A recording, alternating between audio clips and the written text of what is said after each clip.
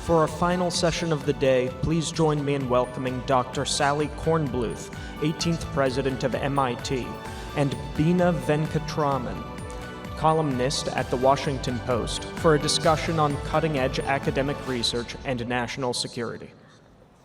President Kornbluth, thank you so much for joining us for this conversation. I'm delighted to be talking to you at such a dull time for technological innovation, university, campus climate, and basic research. Yes, and unfortunately it's just such a boring time, so I'm sure we're going to have nothing to talk about here. There's been a lot of conversations today here about innovation, and I think some really interesting private sector exponents of innovation. And, you know, it would be fair for lots of people in the American public to think, wow, the private sector is really leading the charge on AI. It's really leading innovation. What's the case for universities? You're at a university at the forefront of innovation, MIT, to continue to be doing research. What role do universities play in today's innovation ecosystem? Right, you know, I think that's really important. Even if we go back to World War II, the partnership between universities and the government was pivotal for many of the technologies that led to us prevailing in World War II.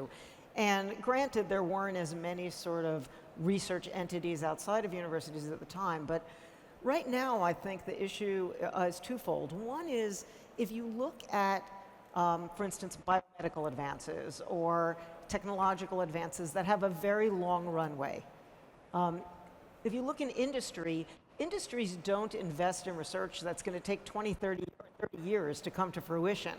Universities have been, for a very long time, the place where the basic research that then leads to translation, that then leads to products occurs, often over a very long time. So in my own area of research, biomedical research, if you look at things like treatments for heart disease, anyone in your family who takes a statin, anyone who's had immunotherapy for cancer, et cetera, those treatments are the result of many, many years of research that a pharmaceutical company, for instance, would not have done in the short run.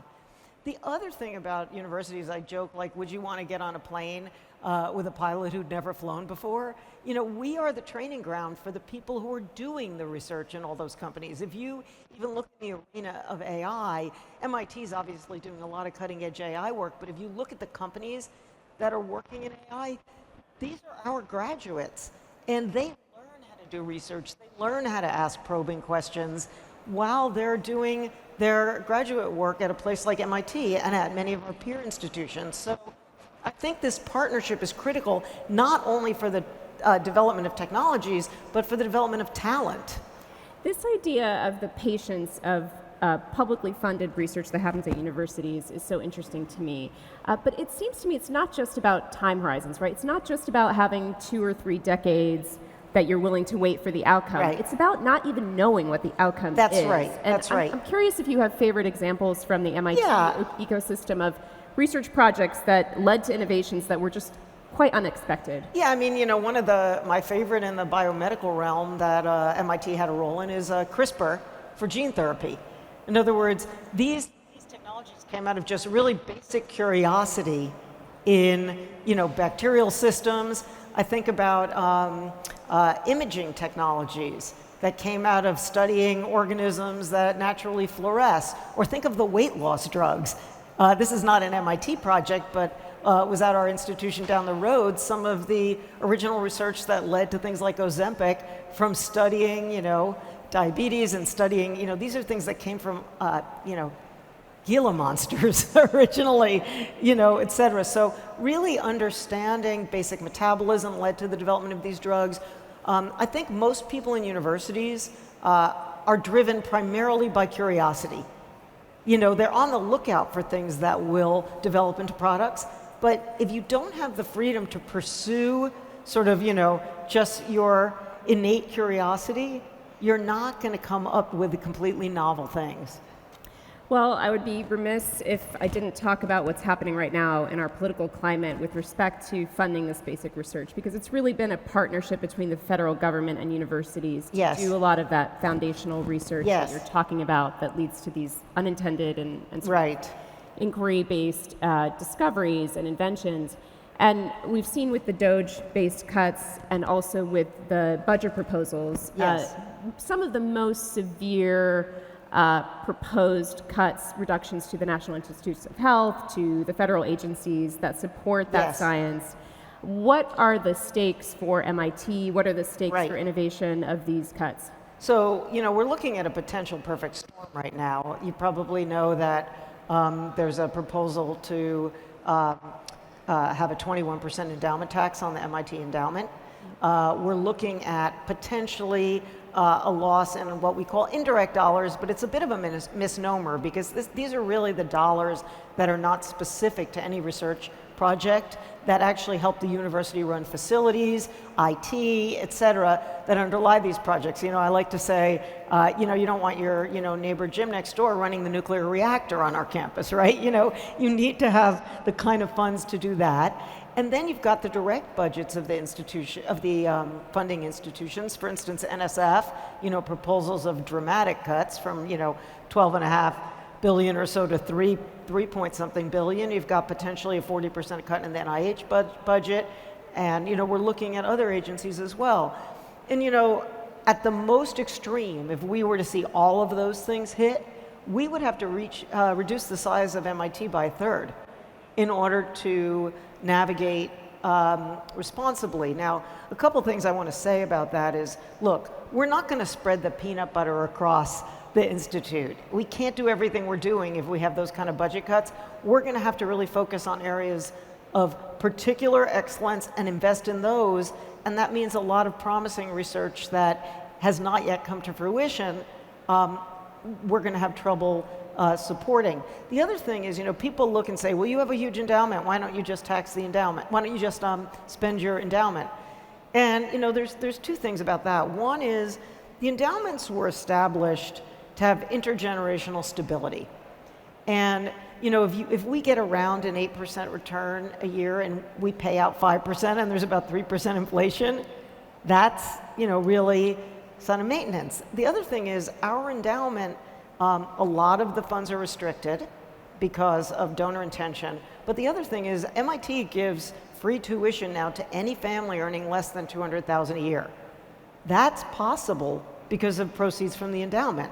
And so, and we match almost every dollar we get from NSF, NIH, et cetera, with further research support from our endowment. So if you look at all of this hitting us at the same time, it could have a really dramatic effect on the work that we can do and on the education of our students. We won't be able to support as many graduate students, for example, in order to kind of train the next generation. What do you say to people who, when they hear that description, even the notion of an endowment for broad swaths of the American public? Right. I think about the people I grew up with in a small town in Ohio. The notion of an American institution with a large, endowment the size of MIT's is just staggering and not very relatable. And even if it is going to support tuition for a large number of MIT students, that's still a small percentage of the American population. So what's the case? What's the case for the American public, which, in a sense, subsidizes this research and this work that happens at MIT to continue doing that? Well, part of it is, as I said, that you can think about the federal government is actually leveraging our dollars in a sense, right? Because, as I said, we match a lot of the money from proceeds of the endowment. So in a way, the government's getting a bigger bang for their buck than just paying for the research itself. The other thing, though, is I think MIT takes very seriously the notion of making education available to the public. So MIT was really at the forefront of open learning. We've had many learners all over the world, have the advantage of materials we put out there. But we're also working hard now on thinking about how we more intentionally can contribute to the education of the American workforce. So, for example, could MIT do a lot more? We have a new manufacturing initiative in training folks that can take advantage of new manufacturing. There are a lot of schools in the US that still don't offer calculus, for instance. You can't go to MIT or many of its peers if you don't have those advantages. So what can MIT help do even in pre-college education? So we're trying to think of ways to not only continue to build on our excellent research and the education on campus, but to leverage the kind of things that MIT can do really for the whole country. You mentioned the new manufacturing initiative, which I saw was just announced maybe about a week Yes. ago. Yes. I'm so curious about that because it involves some sort of partnership with community colleges in sort of Right. the rest So of the country. How does that work? So what we're trying to do, first of all, let me just back up a second about the initiative. Look, MIT's had a long time interest, not only in thinking about things, but in making things. I mean, MIT was born, in sort of Industrial Revolution, mind in hand, really learning to build things. And that's really part of the ethos. And MIT has had a big impact policy-wise on manufacturing in the US, papers like Made in America, The Future of Work, et cetera. And, there's a lot of talk now about reshoring manufacturing in the US. And there are policy barriers, technological barriers, and training barriers. So, for instance, if you look at factories in the US, there are many factories that don't even have an individual robot, never mind, large-scale automation. And part of the issue is a technological barrier, but part is a workforce. I mean, if you talk to companies that are trying to reshore to the US, they don't necessarily have the expertise they need all over the country. So we're starting to work on what a technology training program, not necessarily a 4-year degree, not an MIT degree, but partnering to create curricula that could actually enable the building of a stronger workforce for new manufacturing to be reshored. So it sounds like you're saying it's not bringing manufacturing jobs back, which we hear political folks talk about a lot. It's something more, it's different. It's almost like bringing forward new kinds of manufacturing. Well, it's both. It's both. But in both cases, things are going to be changing, right? With automation, we've heard a lot about AI. We want to make sure that we have a literate and capable workforce for those changes, even in existing industries. And I think that's going to be critical, and we really feel like we have a role to play there going forward. In so many areas of innovation in the U.S., the role of having a system where we adopt the best and brightest from around the world Yes. has been important in American Yes. history, late 20th century to now, let's say. Yes. And now we're seeing, the sort of threat about to international students being admitted to the U.S. We're seeing a sort of more closed borders Right. mentality take hold, at least in some corners. What's your view on that? Is that okay? Are we, can we work with this new workforce and get them technically trained that's domestic? Are we losing anything when we lose international expertise, scientists, innovators? I mean, I think it's a huge problem. At a place like MIT, as I said, I think, we're really in the talent business. And we look for talent all over the world. And our admissions are entirely merit-based. And we feel very strongly that all the international students that we've taken in over the years and that have done brilliant work, most of whom have stayed in the United States, by the way, contributing to the economic success of the country. These students are invaluable, not only to MIT, but to the country as a whole. And, it's interesting, there's some rhetoric out there about universities using international students as a cash cow or a revenue source.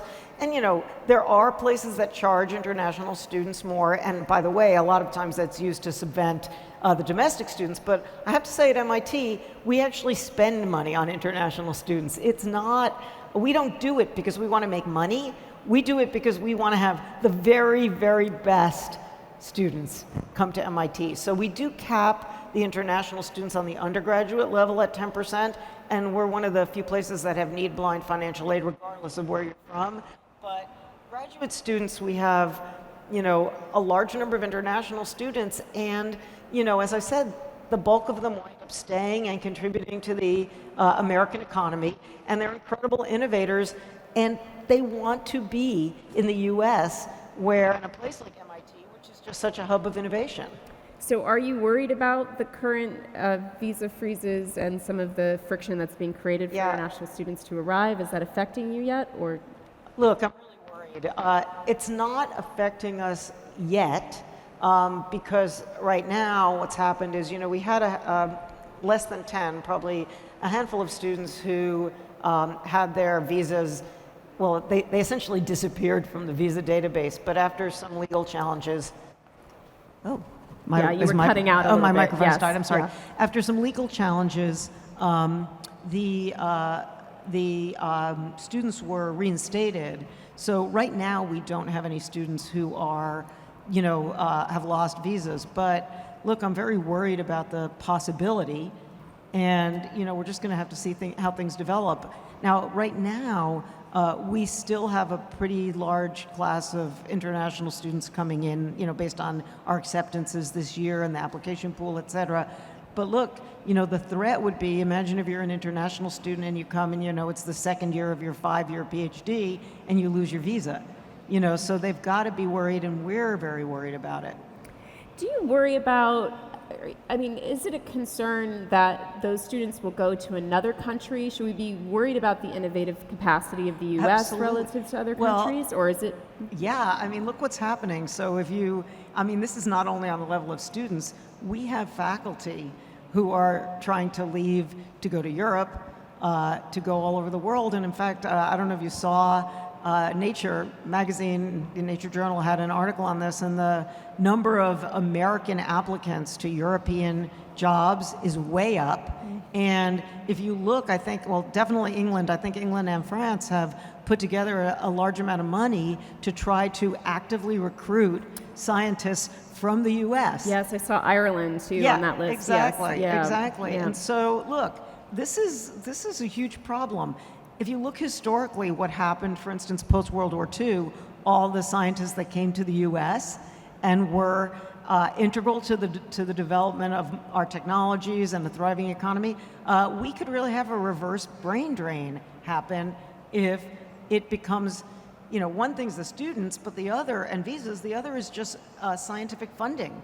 If you're running a lab that's working on it in an area that costs a lot of money, which is true of many areas of the research we do, high-tech research, and you're offered, lab funding that's 3, 4, 5 times what you're going to get here, of course it's going to be attractive to go so that you can preserve your work.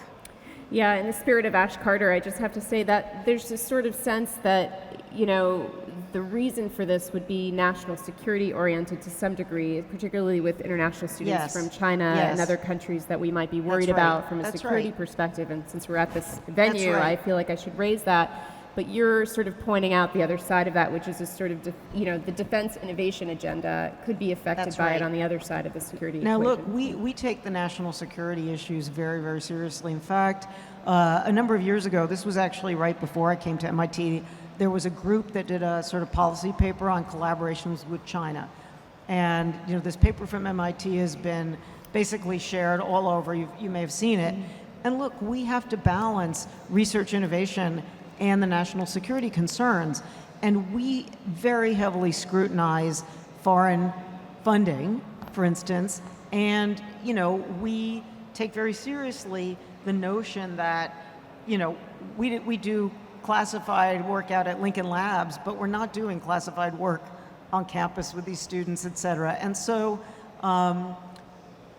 we expect the U.S. government to vet the students essentially before they come, but when they're on campus, they're just MIT students. Mm-hmm. So one of your signature initiatives at MIT has been launching the Climate Project, the MIT Climate Project. Yes.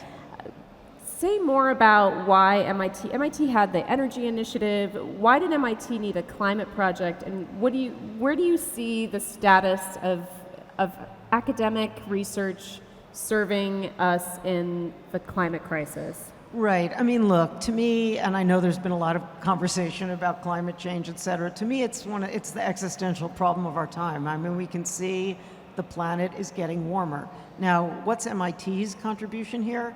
There's already a large number of people at the Institute working on climate-related issues, but we have real technological expertise to bring to bear. So, for instance, Commonwealth Fusion, one of the companies at the forefront of fusion technology, started in a class at MIT. And the notion of the Climate Project is really to have almost like Manhattan Project-like focus on particular areas. So whether it be decarbonizing industry, or whether it be, frontline communities, bringing energy to areas of the world in ways that will benefit the climate. We have missions, and I want them to have roadmaps and real focus on deliverables. We talked about basic science, and we're interested in continuing basic science absolutely in the climate arena, but the climate project at MIT is really about delivering solutions.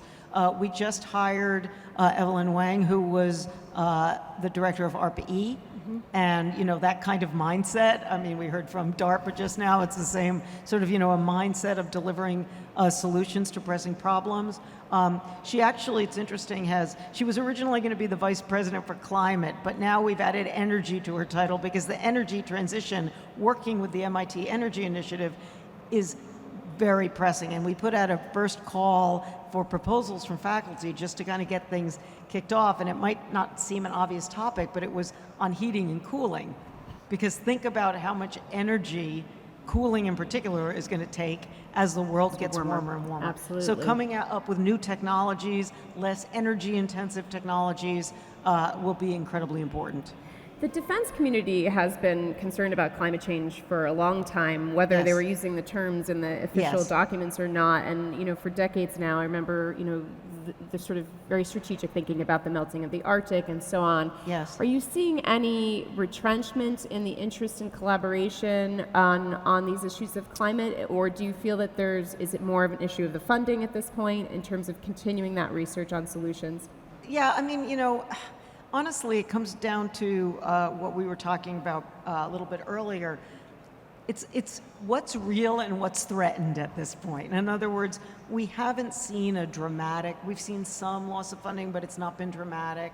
We have ongoing collaborations that are continuing. So we haven't seen anything dramatic yet. One thing we have seen that I think is really interesting is I think industry is stepping up more. There are a lot of folks who are investing in things to do with climate change, investing to do well financially, but also to do good for the planet. And I think, those kind of collaborations, so for instance, we just got a $50 million gift from GE Vernova to really work on energy, again, not just climate, but really to think about energy transition. Is any of that being accelerated by the AI demands for energy? Do you see a connection? This is going to be huge. Yeah. This is really interesting. So obviously data centers are going to be a huge consumer of energy. And one of the things that we're working on is innovating new AI, the answer to DeepSeek, if you will, innovating new types of AI that will be potentially less GPU intensive, potentially less energy intensive. So that's one thing. But the other is thinking about novel ways to power data centers. So it's both innovating in AI itself to see if we can do something that won't be so intensive in terms of energy utilization and coming up with new technologies. It's interesting if you talk to people about different technologies on the horizon. I mean, I mentioned things like fusion, but even, small modular nuclear to power, to have local power, whether it be for things like data centers or ships or what have you. That's, something that we're working on. Exciting. I have to ask you, because you've just had an extraordinary run as the president of MIT, extraordinary in the nature of the challenges you've faced, the October 7th attacks and the protests on campus. You were hauled up to the Hill with some other university presidents, and you came out unscathed. Well, at least from the external point of view, you came out of that quite well. But I can't imagine this has been easy, and now coming into these federal funding cuts, the threats of the endowment tax, the potential loss of international students. They say that crises make leaders, but you've had more than I think your fair share in a very short tenure to date as president of MIT. How has this been for you? Has it changed your notion of leadership? Has it changed your notion of how leaders should take on crises? Yeah, I mean, a couple things. First of all, for me now, I feel a real responsibility here because I think MIT, as I've been sort of speaking to, is so critical to this country that even though it's been really rough, I feel like it's a very worthwhile endeavor. Look, I mean, I think, one thing that I've done is really solidify my team. And it's really important to have, sort of comrades in arms, if you will, in the trenches. And that's been important, to really have great people on the ground to work with. But it's funny, when I hear people talk about being a leader in academia, they talk about university presidents like we're CEOs or something. And it's so different, because we're dealing with, 1,000, 1,100 faculty, for example, at MIT. They all have their own independent enterprise, and they all have a lot of opinions, and I'm not actually their boss in a real way. You know what I mean? Mm-hmm. So what I have to really be doing is enlisting their help, engaging with the faculty. Mm-hmm. And so I think for me, I've always sort of been that kind of leader, I think, to really engage, but I feel like I've really had to step that up. Mm-hmm. For instance, I have a faculty group that advises me just on these DC issues, never mind other things we're working on. So that's one thing.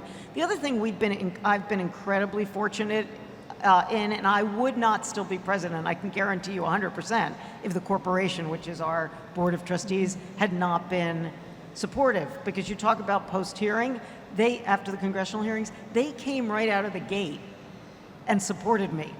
Had that not happened, I doubt that I would have survived after that. And so those partnerships with the faculty, with the corporation, are important. And the other thing is, look, you gotta enjoy some of the positive things too. Mm-hmm. Like every single day I hear something that makes my jaw drop at MIT. Like the science is just so incredible. And so it's the vicarious pleasure of helping to facilitate that kind of work somehow compensates for, the constant aggravation. That sounds like a good way to approach life, riding the highs. Is there something you want to share that's particularly fun for you right now? Well, yeah, and one more thing I'll say about that too, though. One thing I think it's much tougher now than it may have been like 20 or 30 years ago is the combination of social media and the flood of the inbox with very polarized. So that's been harder to navigate, to realize these aren't people who are saying very rough things. You have to kind of, but there's just in the biomedical realm for me, I just hear, I know all of the important things we're doing in climate and AI, et cetera. But as a molecular cancer biologist by training, I just love hearing about the things. For instance, the development of a bra that has a sonogram in it, essentially, that people could wear and have ongoing sonograms for very early detection of breast cancer. Or a small pill that can be swallowed, open up in the stomach and deliver medications over a prolonged period of time, sort of saving the notion of, very complex medication regimens. Or a faculty member is using AI, Dina Katabi, who's can beam radio waves at someone's house when they're sleeping and diagnose Parkinson's with like a 95% efficiency using AI analysis of their breathing patterns. Seriously, it's like science fiction. You hear these things every single day. Thank you so much for that promising glimpse of the future, and thank you so much for being in conversation today. Well, thank you. Great. Thank you. Thank you all for joining us.